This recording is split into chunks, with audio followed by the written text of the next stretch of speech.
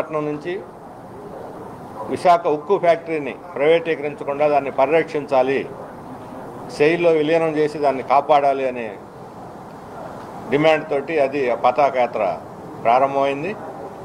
రెండవది మన ఏజెన్సీ, గిరిజన ఏజెన్సీ, పోలవరం ఏజెన్సీ ప్రాజెక్టు కింద ఉన్నటువంటి నిర్వాసితులు, వాళ్ళకి ఇంతవరకు పోలవరం ప్రాజెక్టు గురించి చర్చ జరుగుతున్న తప్ప నిర్వాసితుల గురించినటువంటి చర్చ జరగటం లేదు. 2.5 లక్షల మంది ప్రజల యొక్క బతుకులు ఈరోజు గాలిలో దీపంలాగా అక్కడ ఉన్నాయి.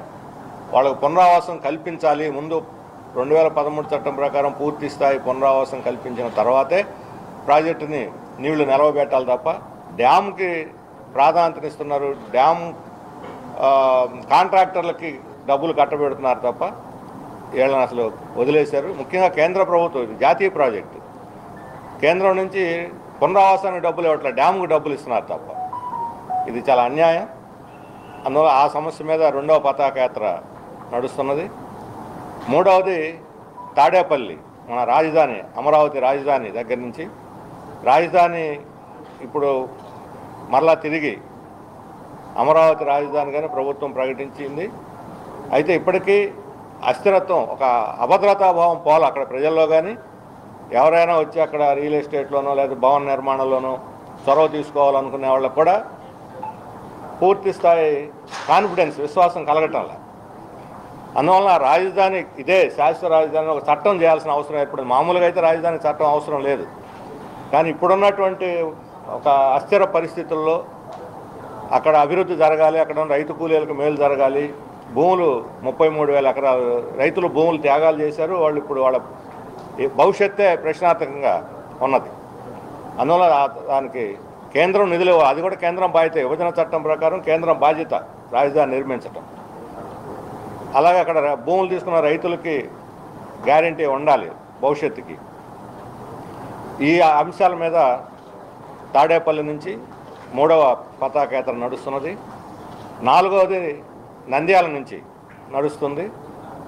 నంద్యాలలో కొన్ని వేల ఎకరాలు, నంద్యాల, కర్నూలు, అనంతపురం, రాయలసీమలో కొన్ని వేల ఎకరాలు సోలారు, విండ్, ఈ రెన్యూబుల్ ఎనర్జీ పేరుతోటి అదానీకి, గ్రీన్ కంపెనీకి, ఈ సత్యసాయి, షిరిడి, రకరకాల కంపెనీలకి ఇష్టానుసారం భూములు కేటాయించేస్తున్నారు. భూములు రైతుల నుంచి బలవంతంగా తీసుకుంటున్నారు. దానికి ఒప్పందాలు కూడా ₹2.49 సోలార్ 25 సంవత్సరాల పాటు.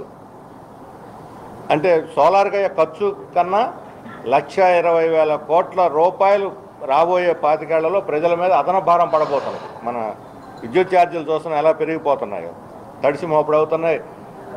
కొన్ని పరిశ్రమలు, టెక్స్టైలు, డైరీ, ఇటువంటి చిన్న చిన్న అనేక పరిశ్రమలు విద్యుత్ ఛార్జీలు కట్టలేక మూతేసుకుంటున్నారు. దారుణమైనటువంటి, ఒకవైపు అభివృద్ధి అని అంటూ విద్యుత్ ఛార్జీలు పెంచుతుంటే అవి భారమై చిన్న పరిశ్రమలు నడుపుకోలేక మూతపడుతూ ఉంటే అదానీ లాంటి వాళ్ళతో అక్రమ ఒప్పందం చేసుకున్నారు సెకీ ద్వారా.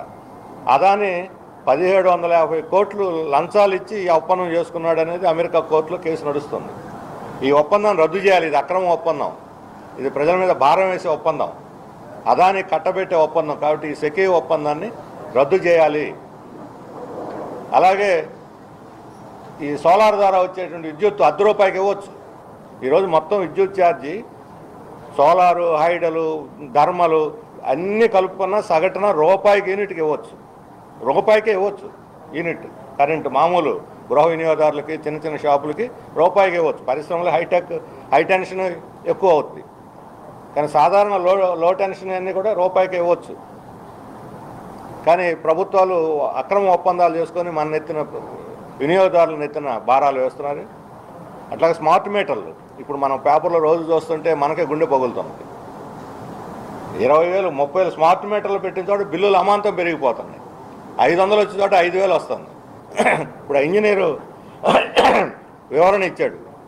ఏమంటే దానికి ఒక ఎలక్ట్రికల్ మన పెడతారు కదా కెపాసిటర్ పెట్టినందువల్ల అదనంగా వస్తుంది, కెపాసిటర్ తీసేయండి, ఆఫ్ చేయండి అంటున్నాడు.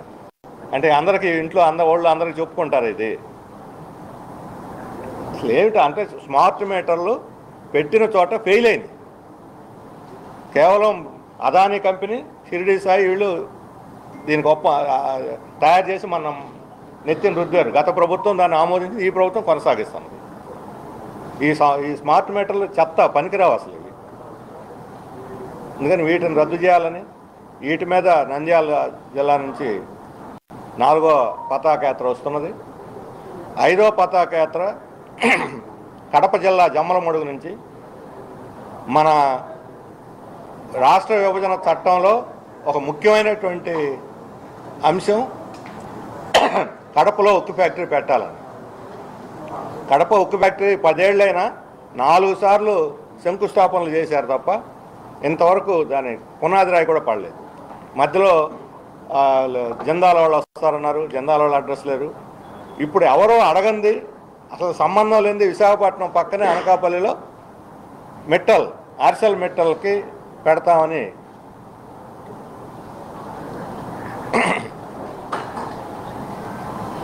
అంటే విశాఖ ఉక్కు ఫ్యాక్టరీ పక్కనే తెచ్చి ఆర్సెల్ మెట్టల్కి ఉక్కు ఫ్యాక్టరీ పెట్టామంటే అర్థం ఏంటి? విశాఖ ఉక్కును మూతేయటానికి.